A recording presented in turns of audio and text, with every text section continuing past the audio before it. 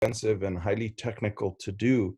But now, with some motion capture software and a mobile phone, you can actually do motion capture, and I'll talk to you about that in a second.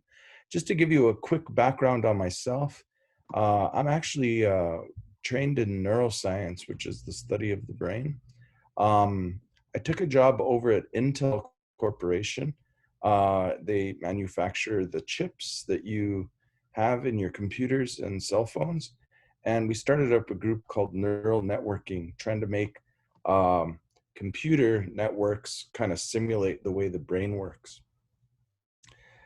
Fast forward, I got the opportunity to manage a spin-out company out of Intel focused on motion, motion picture production. And so I've worked with companies like DreamWorks and Disney and Pixar on some of the movies that you might recognize, like How to Train Your Dragon, Shrek, Kung Fu Panda, Puss in Boots, Despicable Me, a bunch of others. And I've been, over the last couple of years, I've been getting more involved in teaching.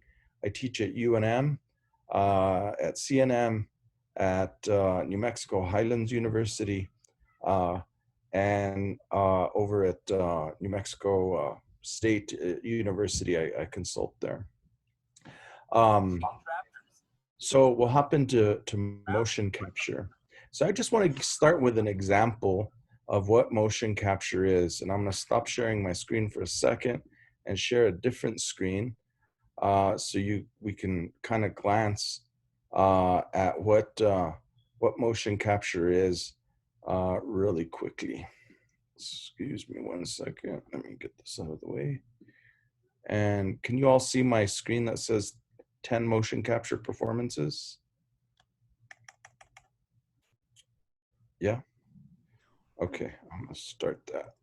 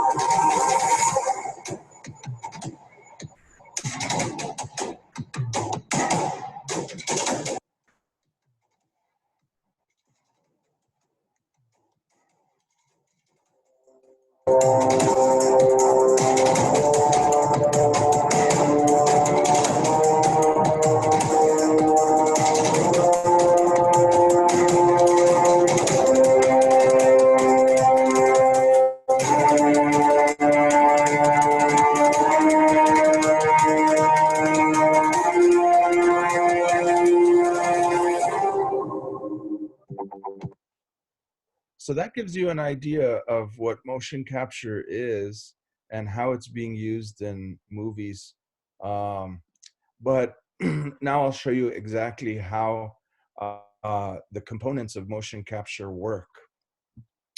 So, motion capture is the idea of capturing an actor's actual physical movements and converting those movements using computer algorithms into a 3D digital character.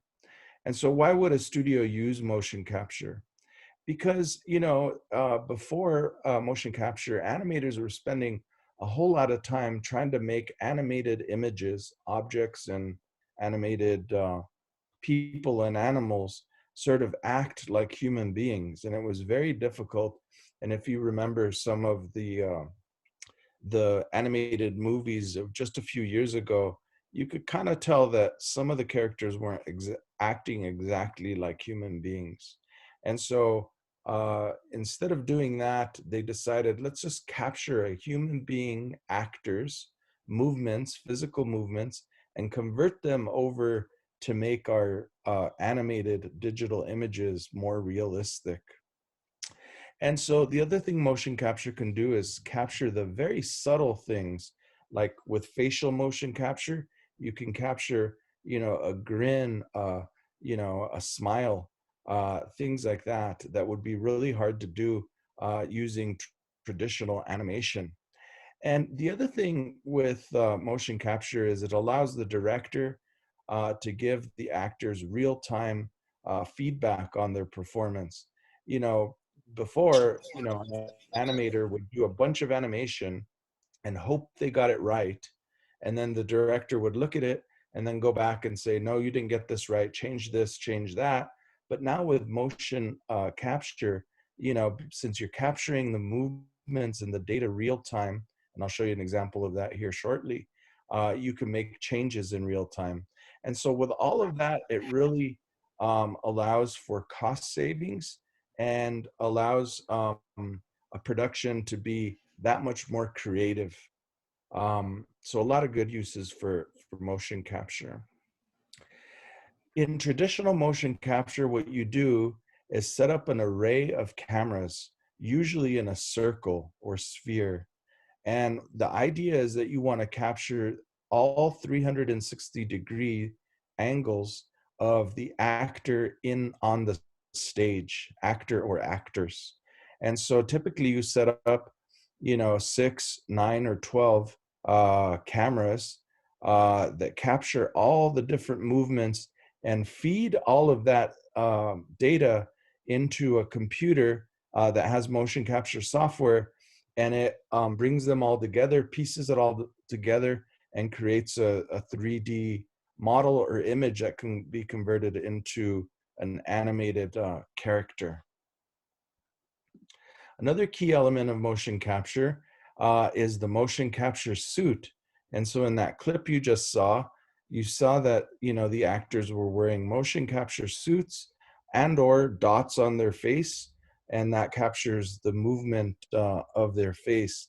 And basically what it's telling the camera to do is you calibrate your camera to pay attention to, in this case, to these little reflective either balls or markers that are on an actor's suit, so that when all of the cameras are capturing all of these images, they're paying particular attention to some of the joints within a human actor, like the elbow, the wrist, the shoulders, and it's paying extra attention to those because you'll need those to put them onto your digital character. And so this.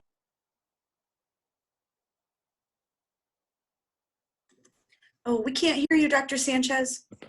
You're muted. All right. Where did I cut off? Did you hear about the suit? It was just the last couple sentences. I apologize. I was muting a student and I accidentally muted your name. But Okay. so it was just like the last couple words. Okay. So this suit that you see here is called a reflective marker motion capture suit. And again, it tells the camera, pay attention to these reflector points.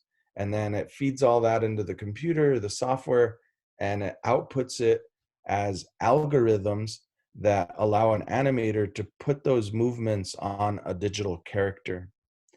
Now, there's more than one kind of motion capture suit. There's an infrared motion capture suit.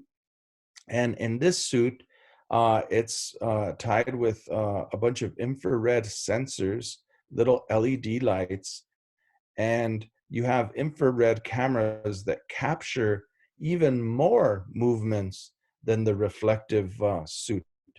But you can see the problem with this is that the actor has to wear this suit, and you see all the wires and stuff coming off of the suit. Well, it limits the actor's ability to move on stage and to do a lot of movement.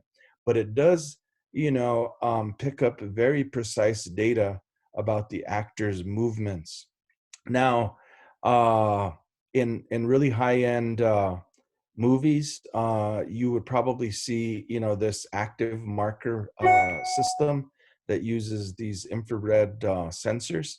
But again, it's very expensive and really time consuming to do. But you see, there's no need for cameras now because we're picking up these reflective markers. But then there's this thing, and this is becoming the most popular type of motion capture suit. It's called an inertial capture suit. And these are the ones that get really exciting because, first of all, they're lower cost. So in the case of the reflective suit that had the little reflective markers, those are about $50,000 per suit. In the case of the infrared suit, those are about $150,000, but these can go as low as $1,000 or $2,000. And so all of a sudden it opens up motion capture for almost any filmmaker, even if you're an amateur filmmaker, to use motion capture in your project. And the way it does it is it has magnets, accelerometers, gyroscopes all built within the suit and captures images. And then you literally just go to the computer and plug the suit in after you're done, and it downloads all of those images or all of that data, to the computer and captures all of that movement data.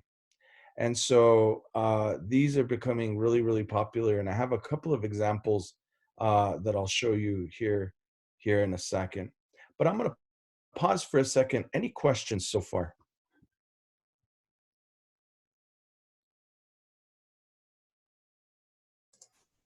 There was a question earlier in the chat that had came on that said, for actors that are working as the base for a less than human character, do they have two actors? One is in the voice and the likeness, and one is the movement specialist, or do they just have one actor to do all of it?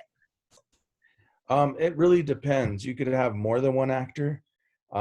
Usually, it's one actor who plays the digital character.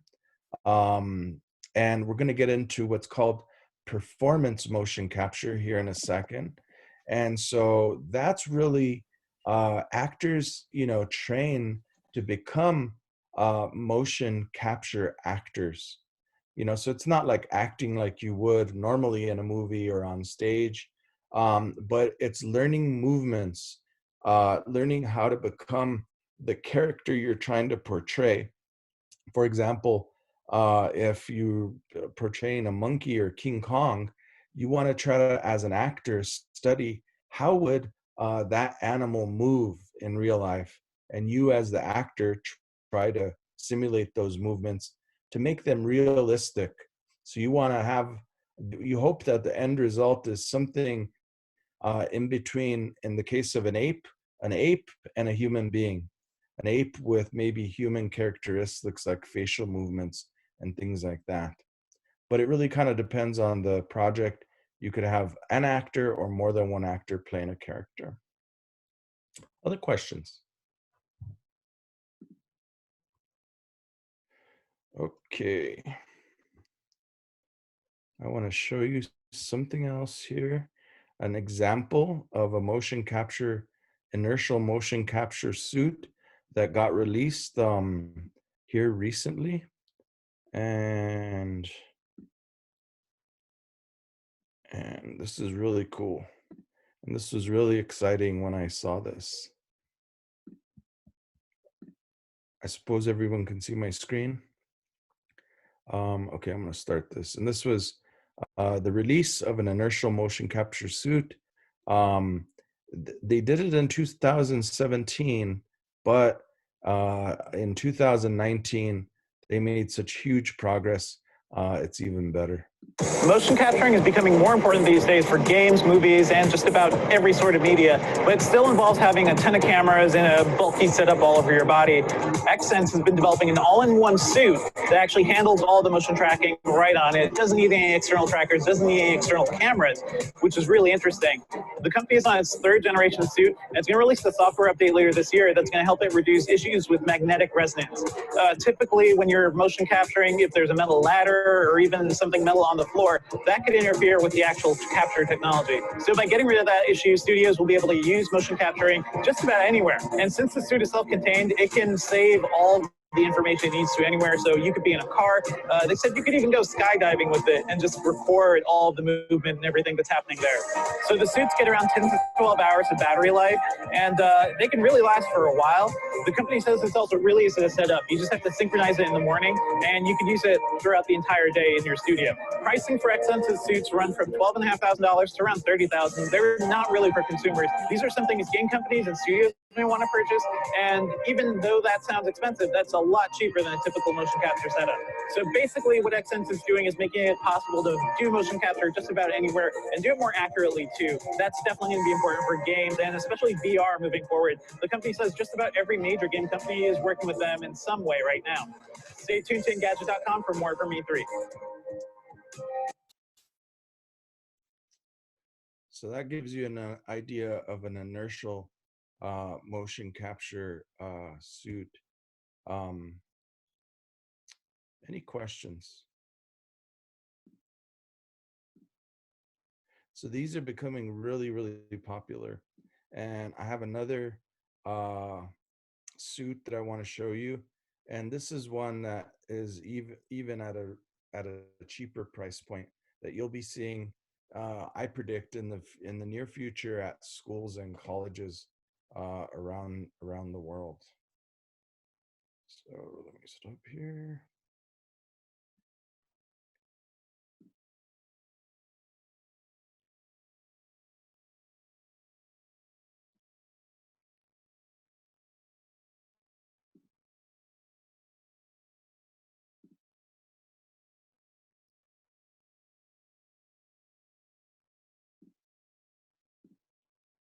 All right.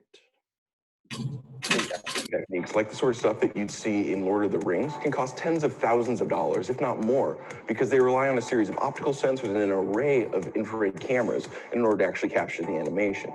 But with the Smart Suit Pro from Rococo, you can capture the same Hollywood quality animations for just $2,500.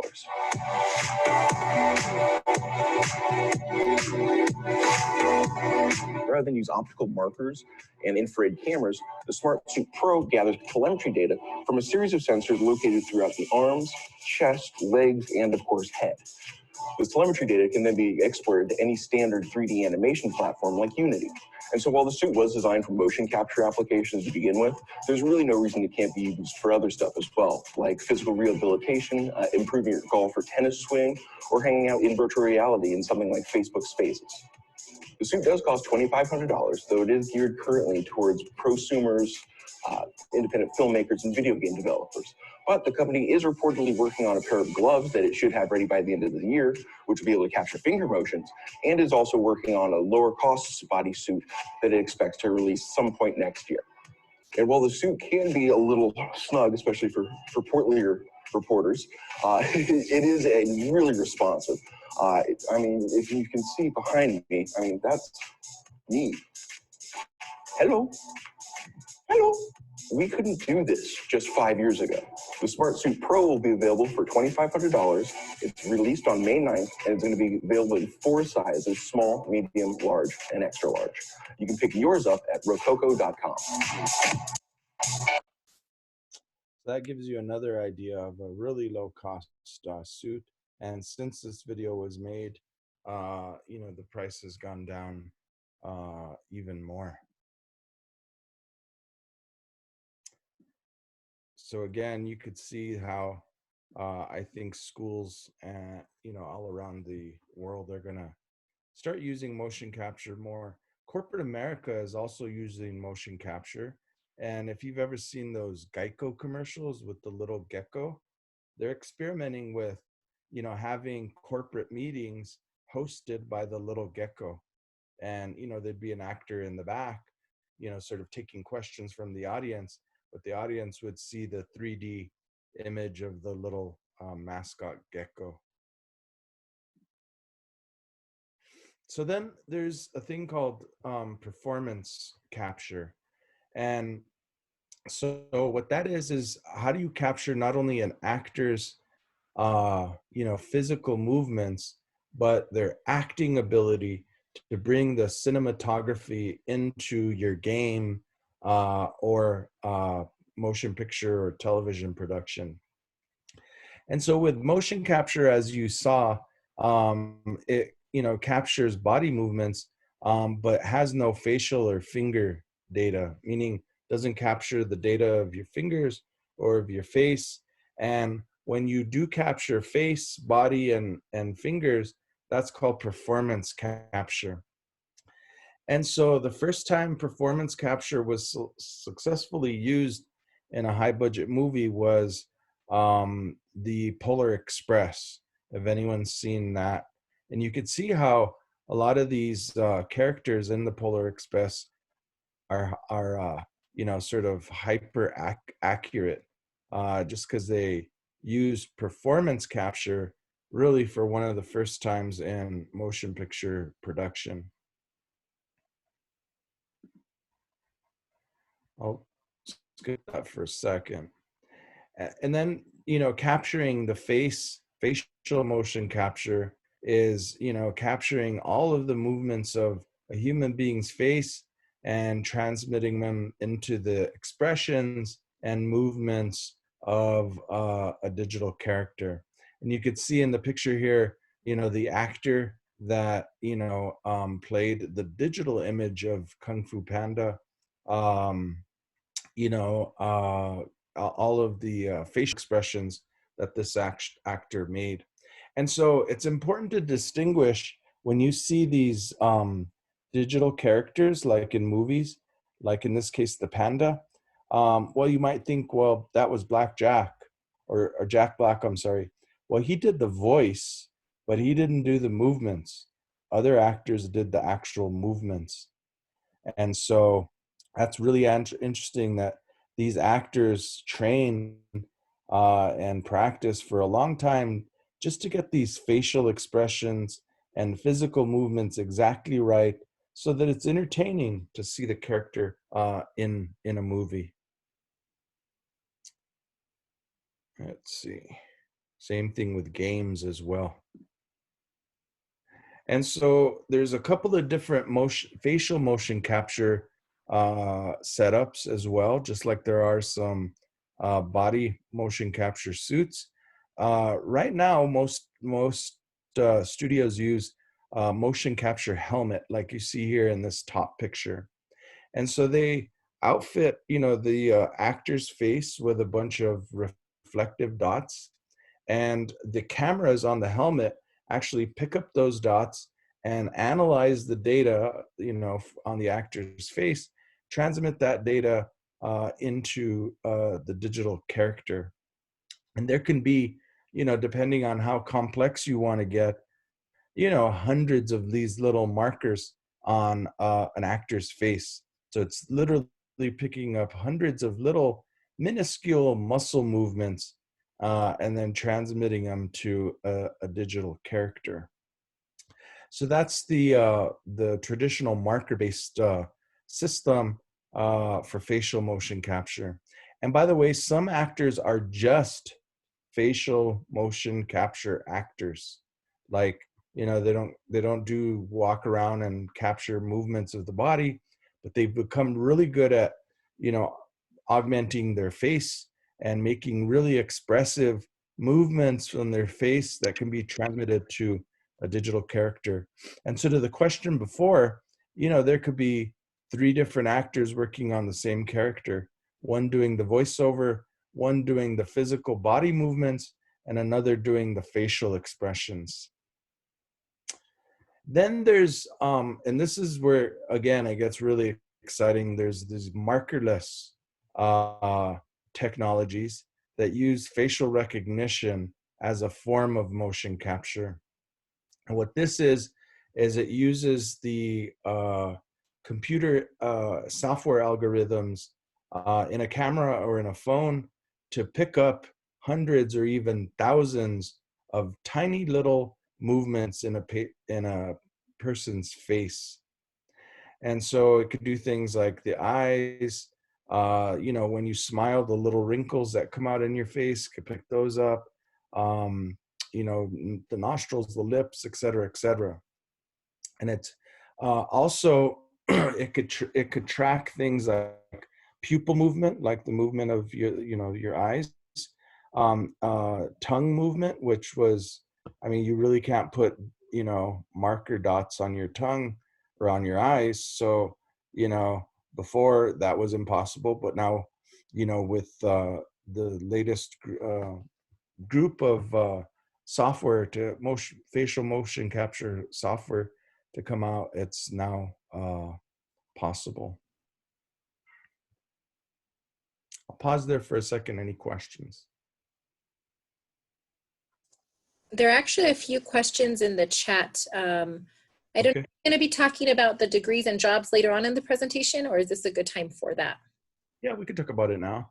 So the questions related to that was, there was, you know, what degrees do you need for this job, and what are the jobs here in New Mexico? That was one of them. Yeah. So virtually every college and university here in New Mexico has a film and digital media program. And so not all of them do motion capture though.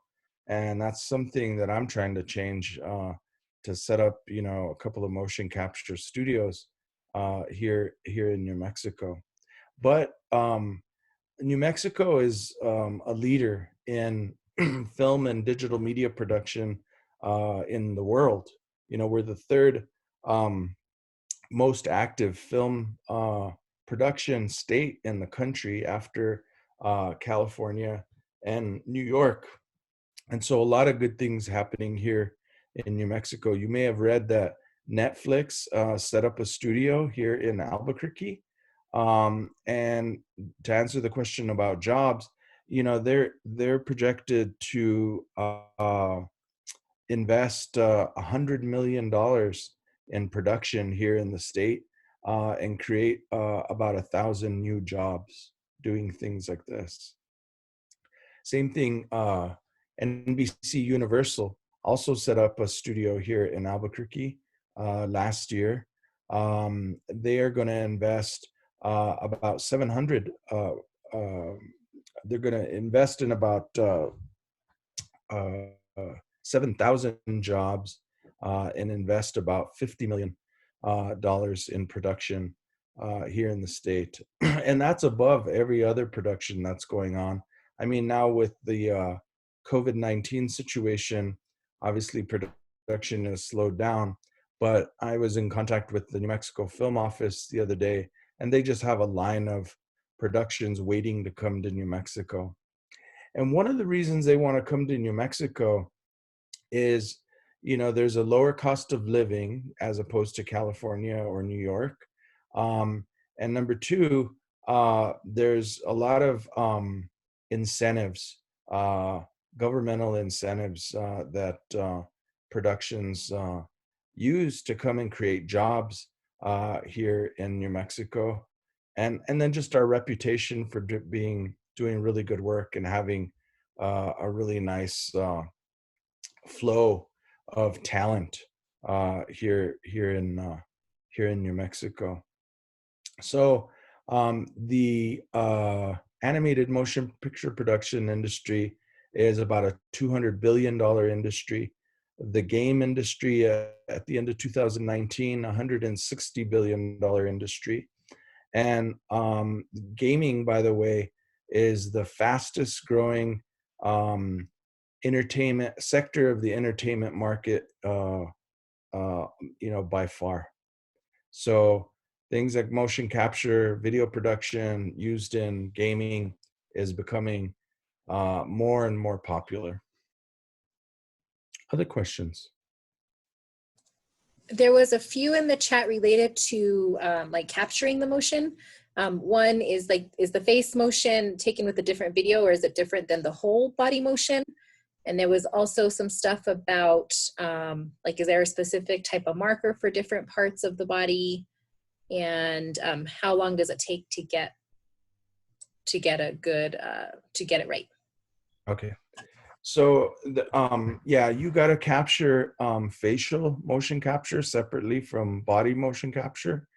So you need a facial motion capture apparatus, either a helmet, or you need to record that separately using facial motion capture software.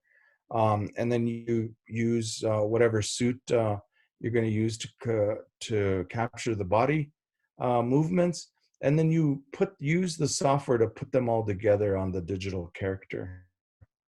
So it's not to say that you could just kind of move around and create a character and there you have your movie. Really, it's capturing the movements, and then on the back end, the technologists and animators use those movements and put them on digital characters. And so there's still a lot of work to do on the back end. But this motion capture captures in real time. So, I mean, in milliseconds. So if you move your hand up and down, in milliseconds, it moves the character's hand in virtual real time. The brain perceives change at about 40 milliseconds. And so we could tell if there's a delay in the human and digital character movement at about 40 milliseconds. And these systems capture and submit the data at less than 40 milliseconds. So it's in virtual real time. So that's what makes it really efficient and effective for directors to see how a animated character is going to look and make sure it looks right before they get too far down the road. They could easily say, no, redo those movements because it didn't look right. So it allows for a lot of flexibility and creativity. Other questions? Okay, I wanted to show you a couple of facial motion capture systems. This guy, let's see. Yeah, fascinating thing. This one's a little more expensive, but when you think about it, $199 is super cheap to do facial motion capture. I mean, it was like unimaginable, just not that long ago.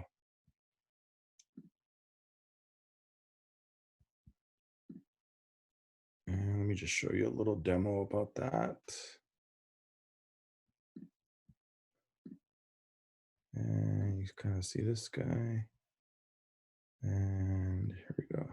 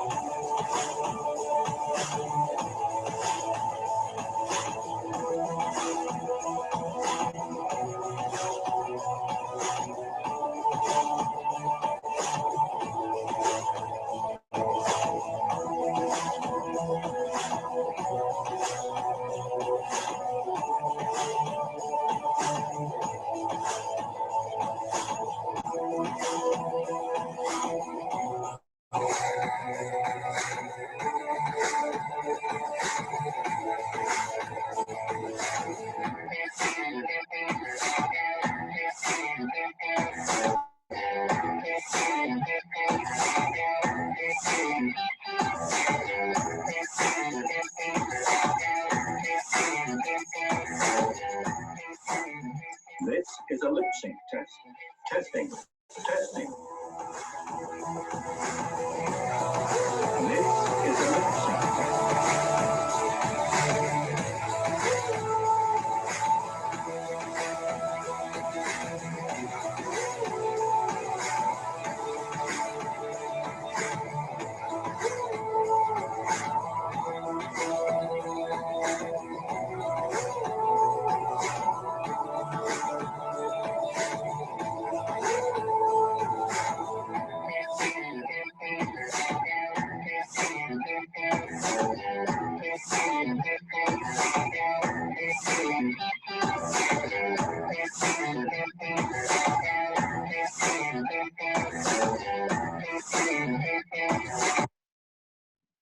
So how cool is that?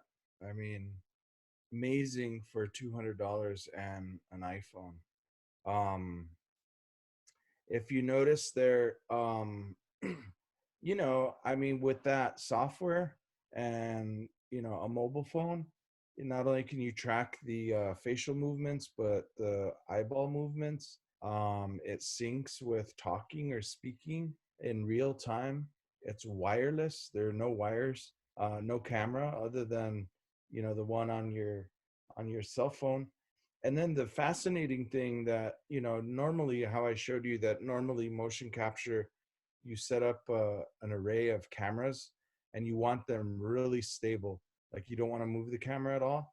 With this one, you can move your phone different angles from the face and it'll capture it in real time, which is just fascinating.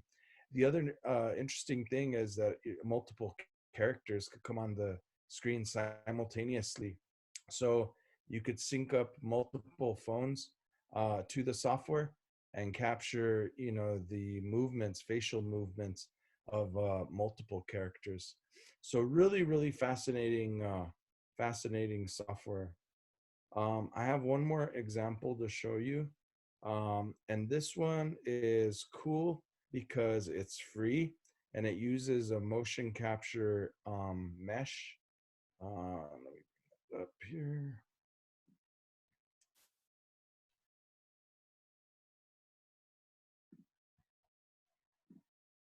All right. And this one's free, but you know, it has advertisements and things like that. But nevertheless, I mean, you could download it today if you had an iPhone and start doing motion capture this afternoon. Hey, what is up? My name is Matt Workman, and today I'm back testing the Live Link Face app for Unreal Engine. And I'm working with two new models today. These are both from the marketplace that I can link to in the description below for the YouTube viewers of this little clip here. And these work basically out of the box with ARKit. So if you don't want to use Kiteboy for your project and you want to use two base humans, these are pretty good starts. I am talking with a developer a little bit lately to be using this in Cinetracer and just some kind of future stuff that he has planned for it.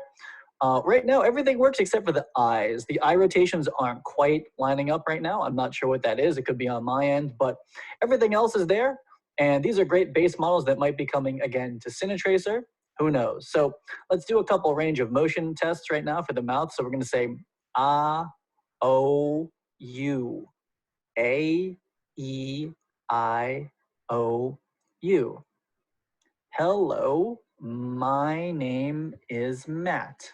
Ma.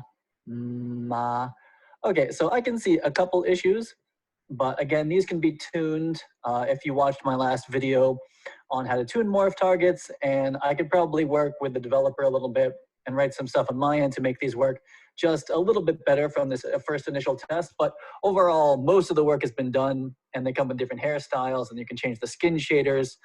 And just happy that it's working with Live Link Face pretty much out of the box. So I'll see you guys on the next video. So yeah, that's another example of facial motion capture that you could get started in minutes. And you saw that one's not perfect. The lips on the digital character weren't closing right, and things like that. But you saw all of those menu items. Oh, sorry. You saw all of those menu items that after the fact, after you capture all the data, you can go back and adjust those things and make them look nice. The other nice thing about the motion capture software I just showed you is that it works with one of the most popular game engines in the world, Unreal. And so you could literally download your character to the Unreal game engine into a digital world and have the character sort of moving and talking and going in a matter of just a few minutes using, you know, this type of MOCAP software. And by the way, MOCAP, I should have said at the beginning, is the common abbreviation for motion capture. Most people call it MOCAP. MOCAP, facial MOCAP, et cetera, et cetera. All right. There were a few questions in the chat regarding animation. Like, what is the difference between this and animation? Do you have to put hair, or does it have to be animated on? And anytime you see animation, is this involved in a movie like in Pirates of the Caribbean? Yeah, so animation and motion capture go hand in hand. So it in some ways makes an animator's job easier in that before they had to animate and try to figure out how to move all these characters to look like human beings. But now they have all the data that they just kind of input into their character to make them move like the motion capture actor. Excuse me. And so, but there's still a whole lot of animation that goes on. So remember, motion capture just captures all of the movement data, but you got to transfer that movement data into an animated character that you need to create. So the animator still has a major role in all of this, in creating the digital characters that they then could use the MOCAP movements to bring those characters to life.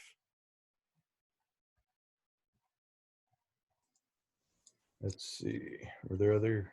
Yeah, there was other questions. There was one, let me find the robot one. If robots will be the next generation for the future, can these suits help create a robot and allow a robot to copy the movements? And there was also a question related to movement about, can a trained animal do motion capture? Good question. I don't think I've ever seen a motion capture apparatus put on a live animal other than a human being. You know, so I'm not sure on that one. That's a fascinating question. I'm gonna have to research that. I've never seen that, but that's a great question. Usually you try to get the human being to act like the animated animal that is on the screen, but it might be kind of cool to, you know, figure out how to do that. Maybe they have, for all I know, but I just haven't seen that. And for robotics, yeah, definitely motion capture, you know, could be used. You know, robotics is all about, you know, software algorithms. So you basically tell a robot how to move.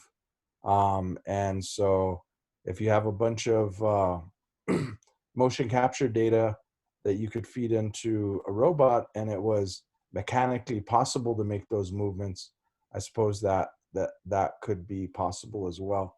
A lot of these things are in the future, but the fact that you guys are thinking about them is really inspirational, because that's really the next level of thinking that the industry needs is, okay, we've done motion capture, we can do it. Now, how do we take it to the next level? So great questions. And I just want to comment that motion capture is also being used for things outside of entertainment, like, you know, in healthcare. So, you know, if someone needs, say, physical therapy, the physical therapist can not only watch a person, you know, sort of walk across the room, but capture all of that data to see how their knee or ankle is working and how, you know, different exercises can improve those movements, etc. There was another question about, could this lead into the development of general artificial intelligence? Well, yes, this is a form of artificial intelligence. you know, I suppose if you fed enough motion capture data into a system, it could, the system, you could program the system to sort of decide which movements a character should take. And this comes to mind in choose your adventure, you know, sort of movies, where, you know, the movie or TV show kind of pauses and lets you choose where the storyline or what the characters do. And so there's, you know, sometimes a lot of different variations on that. And so using AI to help, you know, decide how the character should move based on you, the viewer's sort of commands, would be interesting. Again, that's a next level, you know, sort of thought, but you know, I'm really jazzed that you guys are thinking about stuff like that, because those are really, you know, taking motion capture to a whole other level. Another question in the chat, earlier you talked about the different universities that had movie programs, but the question again asked what classes are offering this kind of education. So you only said a few of them have the motion capture. So I don't know if you Yeah. can elaborate a So little bit more. they have a whole curriculum on film and digital media. So at UNM, for example, you can get a bachelor's degree in what's called film and digital media arts. Um, and so, you know, you could get a 4-year degree in that. At CNM, there are several 2-year degrees that you could get, you know, in things like animation, film production, editing, sound, camera, et cetera, et cetera. And then, you know, some places offer a master's degree, which is a master's of fine arts, usually in digital media. And then you can specialize there if you wanted to specialize in animation, specialize in film production, or specialize in even motion capture. That's possible as well. So there are whole programs with a bunch of different classes that are available to students. And even if you decide not to major in digital media, I mean, as you think about your college, you know, it doesn't hurt to take an elective class in things like motion capture or animation. And I get a lot of students who take my class and they're in completely different other academic disciplines, but they really like it, you know. And I get that a lot, you know. So I mean, a piece of advice is sometimes I get like seniors in last semester I got a senior that was majoring in math, and she wanted to become a math teacher, and I expect she is a math teacher now. But she took my game development class, and she took it as an elective because she just had to take an elective in her last semester. And she found out she was really good at it, and she was like one of the best at it. And she said, had I known I was good at game development, you know, from the very beginning, that might have altered my, you know, sort of academic plans. So I, you know, even if you don't at first think you want to major in digital media or film production, it's always good to just take a class and just see how it goes. It's not for everybody, but maybe you'll find out you're good at it.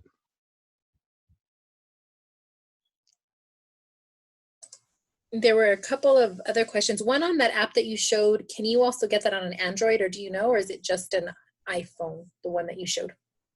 Yeah, that's interesting. So it's just iPhone now, because iPhone is the only phone right now that has the facial recognition software. Or Samsung may have come out with one, but last year, the year before, iPhone was the only one. So a lot of these apps were centered on iOS platform or Apple platform. So, but I expect that you'll see more and more, you know, software or apps come out that work with Android as well. But the most popular ones right now work with iPhone only, and it's because of the camera and the software in the iPhone that makes it work with the app. There was one last question about in the suits, how do designers incorporate the fabric and the technology necessary? Fabric and technology necessary. You know, they take inspiration from, I think I'm interpreting the question right. They take inspiration from just the world. Basically, what motion capture is trying to do is take human movements and make them real, but you want to do that with all aspects of a movie. You want to make the plants look real, you want to make the environment look real. And the way to make it look real is to closely look at the world around us. And that's why, as creative professionals, and I always encourage my students, and in fact, we do that sometimes as part of our class, is just take a walk outside and just observe nature and the world around you. I give a whole class session on how animators basically just simulate the movements of nature, you know, leaves blowing and how they blow like in arcs, and how blades of grass move, you know, how the wind blows through someone's hair. Take note of all of those things and incorporate them into your work. It'll make them look more realistic. But the answers are just in the world around you.